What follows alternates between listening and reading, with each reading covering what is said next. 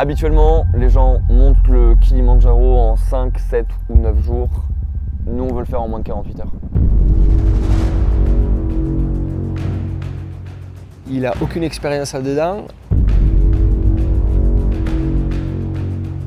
On est sur un univers qu'il ne connaît pas, il ne le maîtrise pas.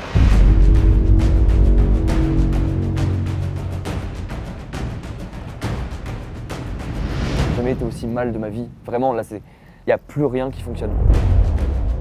Si personne ne t'aide, tu peux très bien mourir à 5002 sur les pentes d'un volcan. Sachant qu'on a plus de flotte. 50% de chances qu'on réussisse comme autant de chances qu'on échoue. Et puis je commence à me péter la gueule une fois. Et puis deux. Tout est un peu devenu problématique.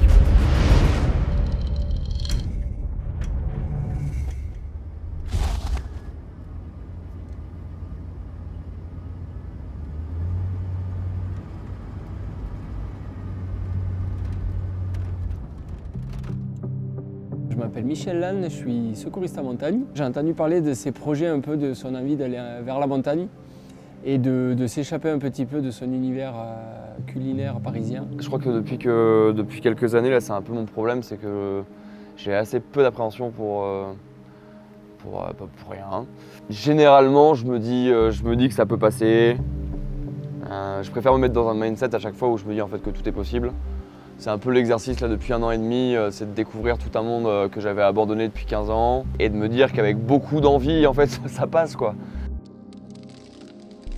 On s'est autorisé 2 petits jours en montagne avec une nuit dans le massif du Mont Blanc.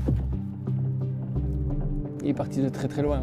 Quand on s'est rencontrés à l'automne, ça aurait pu être un beau week-end de beau temps, non orageux et voilà. Et en fait, ça a été la tempête de neige. Il n'y avait personne dans tout le massif du Mont Blanc. On était les 2 seuls à brasser la neige jusqu'aux genoux. Donc forcément, quand tu pars dans un univers comme ça, il y a beaucoup de choses à apprendre. Le tout, c'était pas d'apprendre toute la montagne et l'Alpi en 2 jours. C'est juste voilà, un apprentissage au long cours qui se fera au fur et à mesure. Il est un peu prédisposé à apprendre très très rapidement. Depuis 1 an et demi, je surfe un peu sur une sorte de facilité, tu vois, sportive. Mais j'arrive pas à être sérieux sur mes prépas, j'arrive pas à être sérieux sur la dynamique de fond en fait, tu vois. Et donc là on y va avec beaucoup d'amour et beaucoup d'envie sur le Kili. Mais j'ai pas suivi une grosse prépa pour ça, quoi. Suite à la dernière expédition là, à Cham, chercher une montagne qui pouvait à la fois être un peu fat et du coup avoir un peu de dénivelé, un peu d'altitude, ressembler à une grosse montagne, et pouvoir la courir en fait. C'était un peu l'exercice de style, c'est que j'avais envie de mettre un peu de vitesse sur une ascension, et donc le Kili c'était parfait pour ça. Le plan c'est de le faire le plus vite possible. Des vidéos de gens qui grimpent des sommets et qui arrivent au sommet tranquillement, il y en a plein. Moi je viens surtout ici pour le défi, donc l'idée c'est vraiment de le faire le plus vite possible.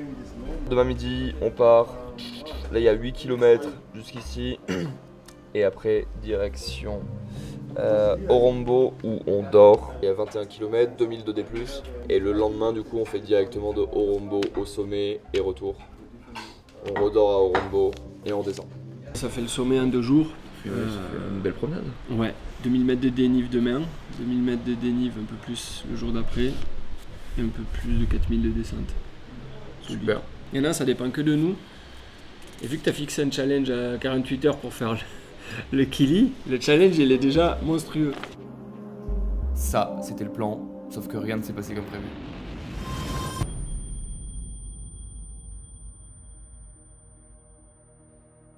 La première journée, on est parti vers 11h, 11h30, un truc comme ça. C'était quand même un petit semi-marathon dans les pattes dès la première journée.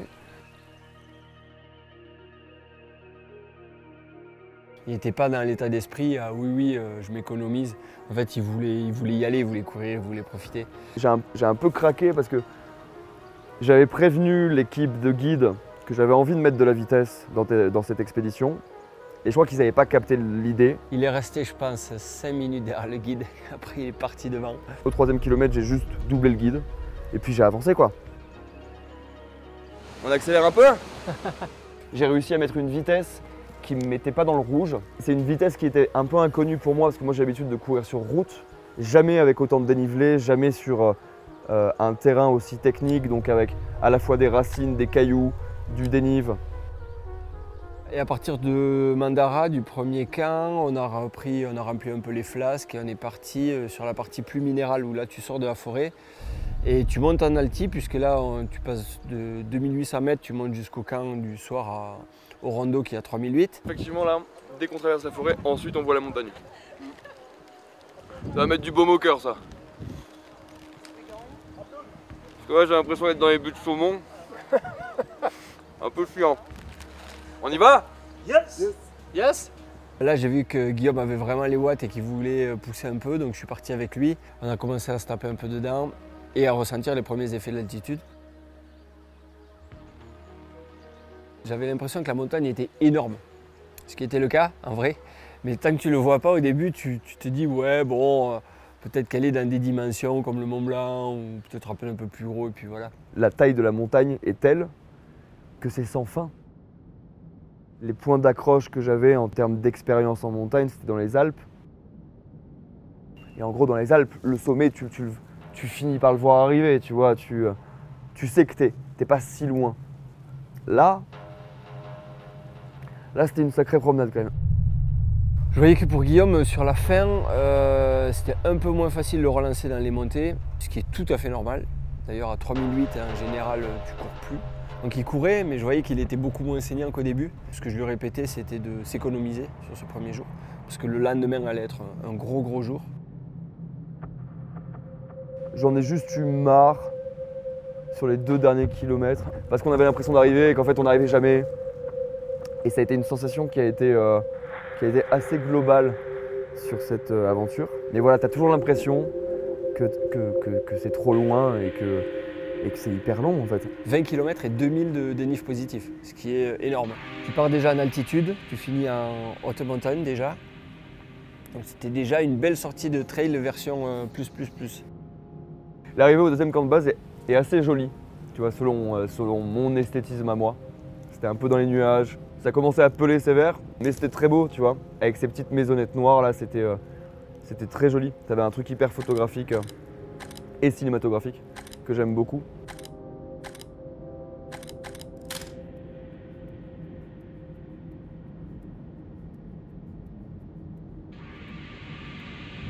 Moi j'ai ralenti quand même sur la fin. Je commençais à être bien attaqué par l'alti. Ouais. Et puis voilà, là j'allais jusqu'au bout tranquillement. Ça s'est joué au sprint là. Lui, moi. Du coup je l'ai poussé. Bon, une petite balayette. C'est encore en train de discuter un peu ta victoire quand même. Pour un 3007, c'est vrai que c'est respirable. Même si c'est un peu dur quand tu marches, quand tu t'arrêtes là, c'est... On éprouve une joie intense de se lever à 2h du matin. Alors qu'on s'était un peu dit qu'on allait partir d'ici à 8h du mat. Donc pour l'instant là, c'est toujours la pire phase d'un départ en montagne. C'est qu'il faut se lever, que t'as pas dormi, mal dormi. Et qu'il faut aller... qu'il faut se lever tout simplement. Puis là on va aller se faire un petit déj. Puis après une fois qu'on sera parti, au moins tout ça sera derrière nous. Oh non, j'en ai plein le cul. Putain. J'ai envie de dégueuler en plus. Leur merde de soupe de courgettes est pas passée. C'est peut-être le poisson pané. Peut-être le poisson pané dégueu aussi. Parce qu'à mon avis le poisson il vient de loin. Deuxième jour, départ très matinal. Évidemment on passe une sale nuit parce que t'es à 3008 et que le sommeil est forcément impacté par l'altitude, surtout quand t'es pas acclimaté comme moi. Donc je dors très mal, je me réveille. Il avait envie de dégueuler. On savait tous, et Guillaume aussi savait que tout le trip reposait sur cette journée, qu'elle allait faire mal, qu'elle allait être longue. Et puis on est parti. 36 km aller-retour, avec 2100 de D+. Je savais pas trop dans quoi je m'embarquais. La veille, c'était la promenade du dimanche, quoi. Il va me falloir quelques jours un peu pour digérer le truc, mais ça a été extrêmement dur. Et à partir de 4008, là, le soleil s'est levé. Et là, on rentrait vraiment dans un mur de 1000 mètres de dénive. Vraiment le bord du cratère du Kilimandjaro. Donc là, c'est hyper raide. Tu es dans de la roche volcanique, entre cailloux et sable. Et là, ben ouais, à partir de là, j'ai vu que Guillaume était beaucoup moins frais. Il relançait très peu, il avait besoin de faire des pauses. Moi, j'ai essayé de lui donner tous les conseils que je pouvais lui donner sur essayer de trouver un rythme cool que tu gardes le plus longtemps possible pour espacer tes pauses. Parce que faire une pause, ça fait du bien à l'instant où tu t'arrêtes. Mais quand tu repars, ça te fait vachement de mal parce que toute l'acide lactique arrive dans tes cuisses. Tu repars souvent plus vite que ton rythme d'avant, donc tu t'exploses tout de suite. 4007, un peu plus. Ouais, 4720 là. Bon, il est bien monté, on s'est fait 1000 mètres de dénive depuis le refuge. Il s'est pris une petite claque d'altitude les 2 derniers kilomètres. Mais rien de bien grave. De toute façon, on commence à rentrer dans des altitudes où là, le corps va subir un peu. Ouais. Mais bon, objectif atteint, t'es bien monté, bon rythme. Et maintenant, on sait qu'il reste 6 bornes, 1000 mètres de dénive. On va ramasser un peu. Et c'est là où le mental va jouer son rôle. Hein. J'ai découvert l'impact du passage aux 5000 mètres sur mon corps. Et donc j'ai tenté de pousser, d'aller puiser dans les réserves, de garder la tête haute et de garder l'envie, tu vois, surtout. Et j'ai réussi à le faire correctement et presque avec le sourire jusqu'à 5006, 5007. Mais ça faisait déjà 2 bonnes heures que j'étais dans le dur, voire plus que dans le dur.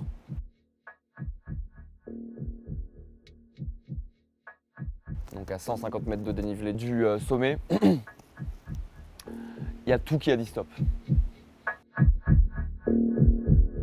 Là, ça commençait à devenir vraiment très dur. Il avait besoin de s'arrêter. Je lui ai donné beaucoup d'eau, des médocs parce que le mal de tête arrivait. J'ai essayé de lui dire de boire et manger parce que dans tous les cas, quand on n'est pas bien, il faut éviter l'hypoglycémie. Donc là, à partir de là, je me suis dit il faut limiter la casse. C'était juste de la fatigue et un manque d'acclimatation. Je me suis dit je peux le pousser. Puis de toute façon, c'est ce qu'il attend. Il va aller au sommet, il veut souffrir, il est là pour en prendre plein la gueule. Eh bien, un petit 400. Un petit 400 jusqu'à tout en haut. Ouais, allez, on va dire 300, 350. Donc en gros, on y est quoi. On va chier, on va se prendre une bonne rouste, mais on y va. Je suis cuit, sa mère. Je suis cuit, sa mère. Et tu bois, tu manges. Tu bois, tu manges, et tu fais le robot, tu penses qu'à ça. On va checker la SAT. C'est quand même bien de souffrir avec une vue comme ça. On prend la petite SAT pour checker un peu les constantes. 62 pulsations, alors ça c'est pas mal. 79 de SAT, pas magique. De toute façon on monte tranquillou. Tant qu'il n'y a pas de vomito, de symptômes, de gros trucs, eh bien on poursuit. On est sur de la grosse fatigue. Nous voici au Gilman's Point, 5681. Là en fait on vient de finir la longue ascension du cône du volcan. Et là on est sur le bord du cratère. Et là on rentre dans la partie neigeuse et ça c'est vraiment canon. Le sommet il est là-bas. Donc il reste quand même 200 petits mètres de dénive. Et du moment où on est là, on sait qu'on va au sommet. Il reste juste le cratère à suivre jusqu'au sommet. Un petit 300 de dénive. Donc sur le papier tu dis 300, moi je me suis dit c'est large gagné. Je vais le booster un peu, 2-3 petits coups de pied au cul et puis on va aller en haut. Puis là il a vraiment commencé à fatiguer. Mon taux d'énergie était sûrement comme ton iPhone à 1%. Ma tête ne comprenait plus et arrivait plus en fait à surpasser l'effort. J'arrivais plus. Ça marchait plus en fait, il n'y a plus rien qui fonctionnait. 20 mètres après, il s'est assis dans la neige.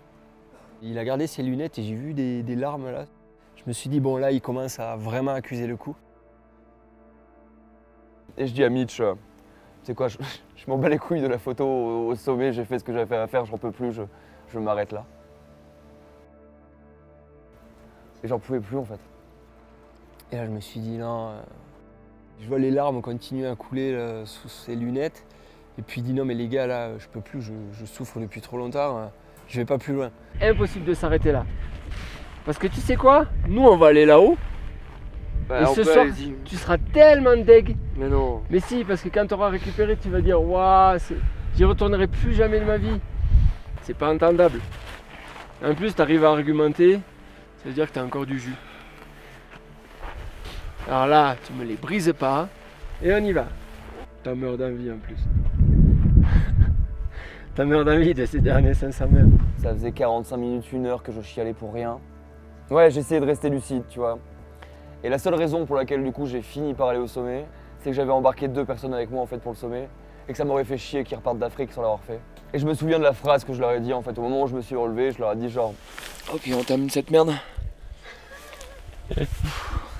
parce que c'était vraiment ça, tu vois, là ça devenait genre un gros problème dans ma vie ce truc là. Et connaissant son tempérament, je me suis dit un truc comme ça, il le regrettera toute sa vie parce que quand il dira j'étais au Kilimandjaro, il est trop honnête pour dire j'ai fait le Kilimandjaro et il dira ben non, je me suis arrêté, j'ai coulé ma bielle 150 mètres sous le sommet quoi. Et je lui ai dit voilà, pense à Vigo, si tu vas toucher les 3 planches en bois du sommet, quand tu lui diras voilà j'étais sur le toit de l'Afrique et regarde j'ai la photo, et il sera tellement fier de toi que tu peux pas lui dire, tu peux pas rentrer à la maison et lui dire ben non, j'ai pas fait le sommet. Il s'est levé et il a dit allez on y va. Et je me suis dit putain il est quand même énorme quoi. Et donc j'ai repris mes bâtons et puis on a avancé en fait.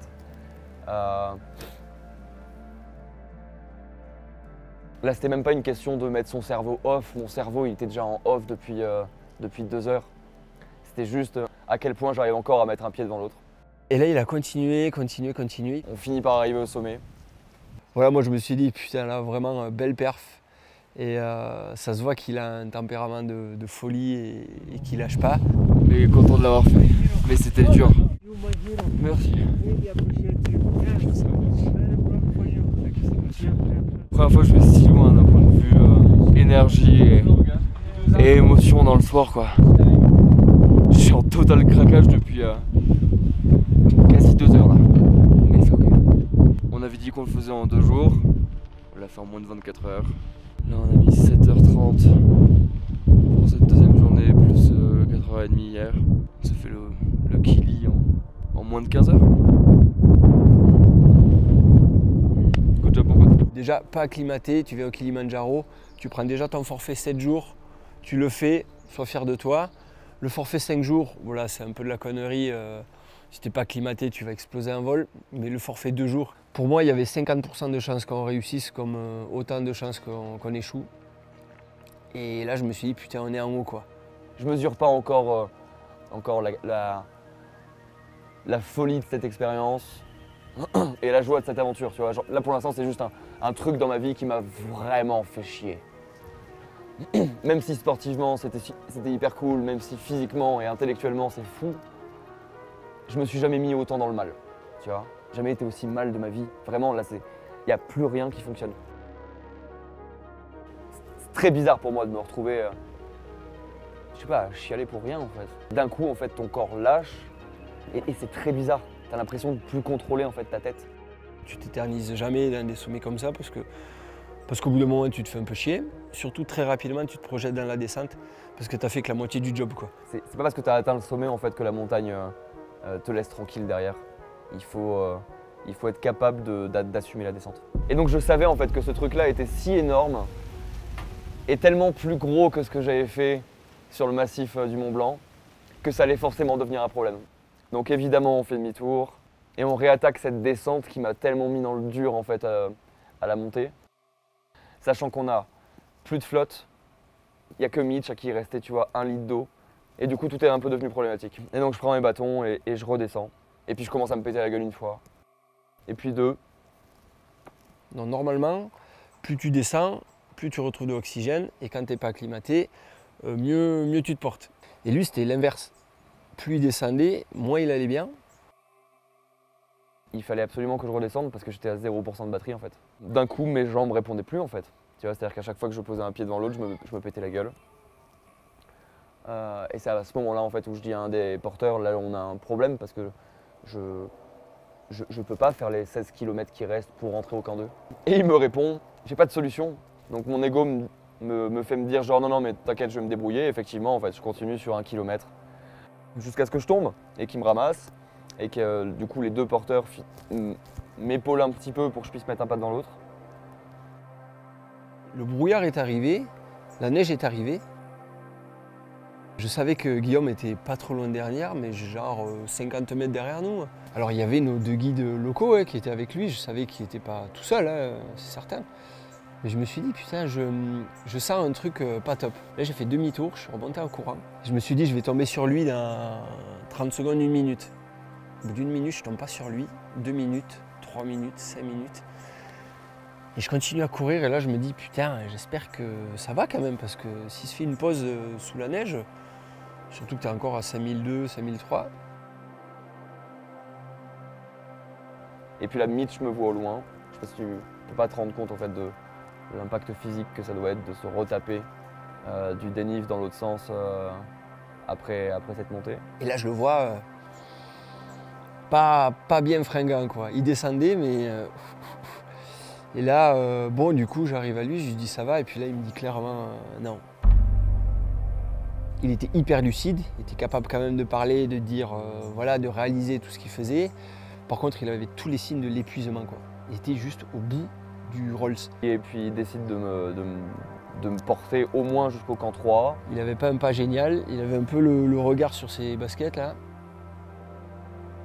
On se rend compte qu'au camp 3, il n'y a toujours pas de flotte. Ici, c'est pas comme en France. Tu rentres pas dans un refuge où tu dis bonjour, je veux des pastas et j'ai de l'argent, je paye et vous me donnez. Là-bas, tes guides locaux, c'est eux qui préparent ta bouffe, c'est eux qui montent l'eau, qui montent tes affaires et qui les redescendent. Et comme nous, on avait prévu de ne pas dormir à Kibo, on n'avait aucun accès à rien. Et là, en fait, on s'est rendu compte que non, si on n'a pas le droit, on n'a pas le droit à ça quand on n'a pas prévu de dormir là. Donc il me vide une partie de sa gourde dans la mienne et il finira par m'épauler, à moitié me porter pendant les 6 prochains kilomètres, le temps que l'oxygène revienne, que mes jambes reviennent et que je sois un peu moins dans le gaz. L'état d'épuisement dans lequel il était, moi je connais ça m'est déjà arrivé perso ou à des potes, ou c'est pas rédhibitoire, tu meurs pas si tu as des potes qui t'aident, quoi. Par contre, si personne ne t'aide, tu peux très bien mourir à 5002 sur les pentes d'un volcan, parce qu'en fait personne n'a été capable de te porter, personne n'a été capable de te donner de l'eau, de la bouffe ou de te donner la doudoune, parce que à un moment donné tu crevais de froid. Ça a été très très long, 6e kilomètre à peu près, je commençais à reprendre un peu mes esprits. À partir de 4002, il s'est senti bien, il a dit je prends les bâtons, maintenant je descends. Et puis on finira cette galère ouais, tranquillement. Et donc on arrive au camp 2 et je leur ai dit bougez pas, je vais faire une sieste, juste 30 minutes. Puis on ira manger. Je me suis mis sous le duvet à 18 h et je me suis levé ce matin à 7 h 30, après 13 heures de sommeil. Soit une très belle grasse mat. Je me suis réveillé comme si s'était rien passé la veille. Et la bonne nouvelle de ce réveil, c'est que j'étais vraiment en pleine forme. Pas de courbatures, pas de mal de crâne, de l'appétit. J'avais retrouvé genre 150% de mes capacités. Et il nous dit putain je pète le feu là. Et il y a un segment Strava qui fait de Orambo au portail en bas qui fait 20 bornes.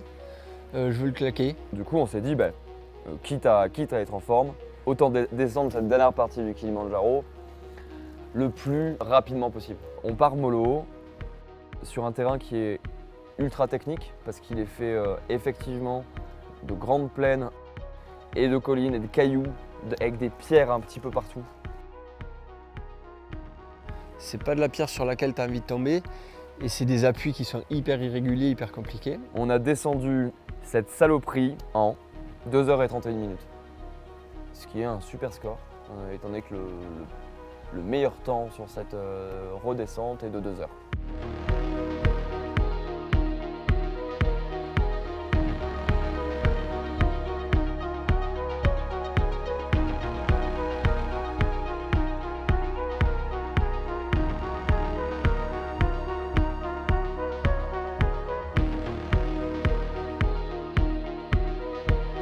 Allez, vas-y, ça vaut ta victoire.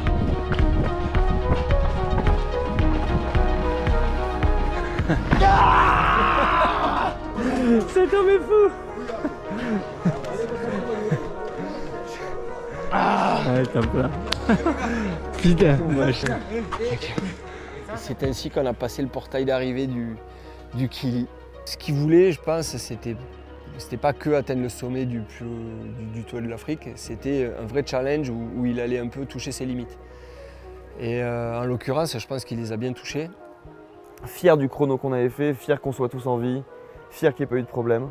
Évidemment fier qu'on ait fait mieux que l'objectif prévu à la base. Moi je sais que là, tout de suite, j'ai les quadris qui sont KO techniques, que les mollets ont pris un coup, les chevilles aussi. Donc oui, c'était très beau, évidemment que c'était très beau. Évidemment que c'est ouf de faire un tel sommet en si peu de temps, mais ça m'a beaucoup affecté. In fine, je me rends compte que je suis tellement matrixé par les réseaux sociaux et les fulgurances de certains que j'en oublie à quel point c'est fou ce que je viens de vivre. Il y aura sûrement un avant et un après Kilimanjaro dans ma façon de gérer mes expériences sportives. Je veux plus juste tout miser sur ma nature, il est temps de forcer celle-ci et d'aller chercher plus loin.